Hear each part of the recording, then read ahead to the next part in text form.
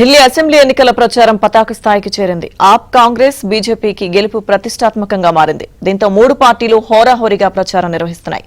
ముఖ్యంగా ఆప్ బీజేపీ మధ్య మాటల యుద్ధం నడుస్తోంది. ఇదే సమయంలో హస్తినవాసులపై కమలదళం హామీల జల్లు కురిపిస్తోంది.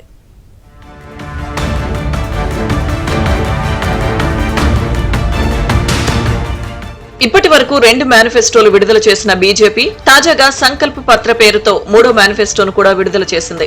ఢిల్లీ ఎన్నికల ప్రచారంలో భాగంగా కేంద్ర హోంమంత్రి అమిత్ షా ఈ మేనిఫెస్టోను విడుదల చేశారు. ఇందులో ఢిల్లీలో అధికారంలోకి వస్తే దళితుణ్ణి డిప్యూటీ సీఎం చేస్తామంటూ కీలక ప్రకటన చేశారు. ఇక 3 ఏళ్లలో యమునా నదిని శుద్ధి చేస్తామని వాగ్దానం చేశారు.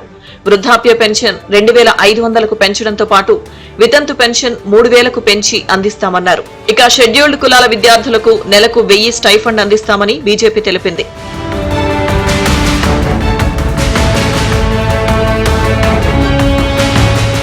ఢిల్లీలో రోడ్ల నిర్మాణానికి 41,000 కోట్లు, రైల్వే లైన్ల కోసం 15,000 కోట్లు, ఎయిర్పోర్టుకు 21,000 కోట్లను కేంద్రం అందించింది అన్నారు అమిత్ షా. ఇక ఇప్పుడు గిగ్ వర్కర్ల కోసం సంక్షేమ బోర్డును ఏర్పాటు చేస్తామని స్పష్టం చేశారు. 10 లక్షల ఆరోగ్య బీమా, 5 లక్షల ప్రమాద బీమా అందిస్తామని హామీ ఇచ్చారు.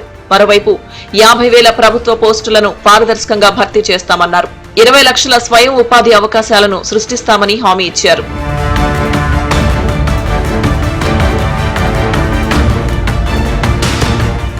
సంకల్ప పత్రలో బూటకపు వాగ్దానాలు లేవని, ఢిల్లీలో చేయాల్సిన పనులను గూర్చే హామీలిస్తున్నట్లు అమిత్ షా పేర్కొన్నారు.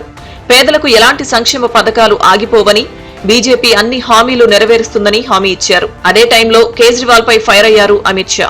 ఢిల్లీకి ఇచ్చిన హామీలను నెరవేర్చడంలో ఆ ప్రభుత్వం విఫలమైందని విమర్శించారు. ఢిల్లీకి चुनाव के मुद्दों के बारे में भी जरूर बात करना चाहता हूं। हमने जनता के वादे पूरे न करने वाली सरकारें भी देखी हैं, जनता के वादे पूरे कर विश्वास अर्जित कर चुन के आने वाली भी सरकारें देखी हैं और असमर्थता घोषित करती हुई भी सरकारें देखी हैं। मगर एक ऐसी सरकार श्री केजरीवाल दिल्ली में चला रहे हैं जो वादे करते हैं, पूरे नहीं करते हैं और फिर से झूठ के एक बहुत बड़े पुलिंदे के साथ, भोले से चेहरे के साथ जनता के सामने उपस्थित होते हैं। मेरे राजनीतिक जीवन में मैंने इस प्रकार से सफाई से झूठ बोलने वाला व्यक्ति मेरे जीवन में नहीं दे, और बोलने में, कठोर शब्द बोलने में मुझे कोई झिझक नहीं है, क्योंकि मैं कन्विंस हूं, मैं इससे कन्विंस हूं, इसलिए मैं कह रहा हूं।